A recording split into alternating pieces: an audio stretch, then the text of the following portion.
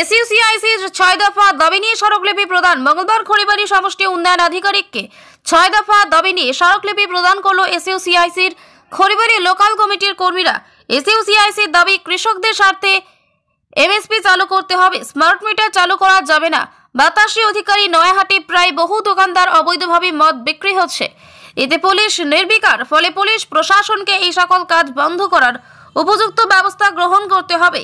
ই রিক্সা বা টোটো চালকদের আইনি স্বীকৃতি প্রদান এবং সামাজিক সুরক্ষার আওতায় আনতে হবে। খড়িবাড়ি এলাকায় মাদকদ্রব্য বাড়ন্তি রোধে করা ব্যবস্থা নিতে হবে এবং বিভিন্ন জায়গায় পানীয় জলের ট্যাপ নেই, ফলে সেই সকল জায়গায় ট্যাপ এবং ট্যাপের মাথা লাগাতে হবে ইত্যাদি দাবি দাওয়া নিয়ে খড়িবাড়ি সমষ্টি উন্নয়ন আধিকারিককে স্মারকলিপি প্রদান করল এসইউসিআইসির খড়িবাড়ির লোকাল কমিটি। খড়িবাড়ি ব্লক অবৈধ মদের কারবার হচ্ছে কেন? প্রশাসন জবাব চায়, জবাব দাও, জবাব দাও। আজকে যেটা আমাদের ডেপুটেশন আমরা 6খানা ডিমান্ড করেছি। এমনিতে আপনারা জানেন যে একটা কেন্দ্র এবং রাজ্য সরকারের বিভিন্ন জনবিরোধী নীতির প্রতিবাদে আমাদের কালকে 6 তারিখে হচ্ছে বিভিন্ন জেলায় জেলায় বিক্ষোভ সমাবেশ হচ্ছে। তারই অঙ্গ হিসেবে আজকে আমরা খড়িবাড়ি ব্লকে ডেপুটেশন জমা দিলাম। আমরা মূলত স্থানীয় কিছু দাবি দেওয়া ছিল এবং যেটা কেন্দ্র সরকারের অন্যান্য কেন্দ্র সরকার বিরোধী অন্যান্য দাবিগুলোর সাথে আমাদের স্থানীয় স্তরে যেরকম আমরা দেখছি যত্রতত্র মদ বিক্রি হচ্ছে, এটাতে তো প্রচুর ক্ষতি হচ্ছে, এই দাবিটা ছিল। আমাদের এখানে যারা টোটো চালায়, ই রিক্সা চালায়, আজকে তাদের কোনো আইনি স্বীকৃতি নেই, তাদের সামাজিক সুরক্ষা নেই, তাদের এমনকি তাদের যে লাইসেন্স সেটাও নেই। আমরা সেটার দাবিও করেছি। বিভিন্ন জায়গায় আজকে জলের সমস্যা, পাইপলাইন হয়ে আছে কয়েক বছর হলো, যেমন ময়নাগুড়ির বিন্নাগুড়ি ওই সব সাইডটা 2 বছরের উপরে হয়ে গেছে, লাইন হয়ে আছে, কিন্তু এখনো পর্যন্ত জলের ব্যবস্থা হয়নি। পাশাপাশি আপনারা জানেন যে রাজ্য সরকার জোর করে স্মার্ট মিটার চালুর ব্যবস্থা করছে।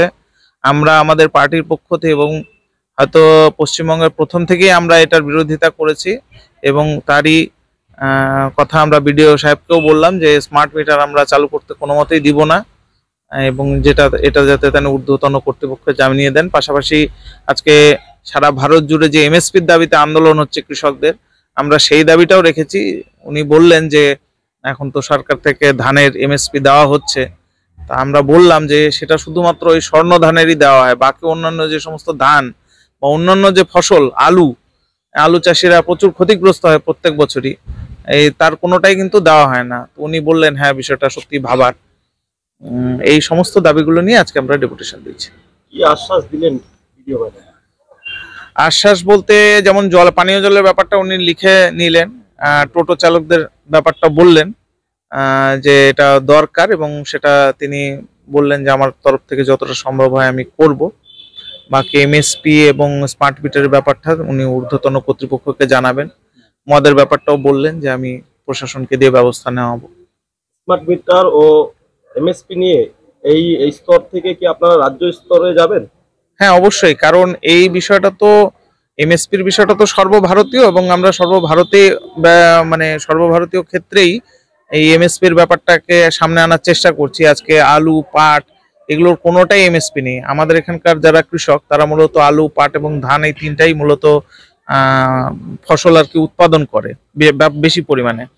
তো ধানটা ওই স্বর্ণ ধান ছাড়া আর অন্য কোনো ধানের এমএসপি নেই। আবার পাশাপাশি আলু বা পাট কোনোটারই এমএসপি নেই, ফলে কৃষকরা প্রচুর পরিমাণে ক্ষতিগ্রস্ত হয়। তো সেটাও আমরা একটা সচেতনতার যেরকম চালাচ্ছি, পাশাপাশি আমরা বিডিও অফিসেও সেটা নিয়ে ডেপুটেশন দিচ্ছি। আমার নাম হচ্ছে কৌশিক দত্ত, আমি খড়িবাড়ি এসইউসিআই কমিউনিস্ট ব্লকের দায়িত্বে আছি।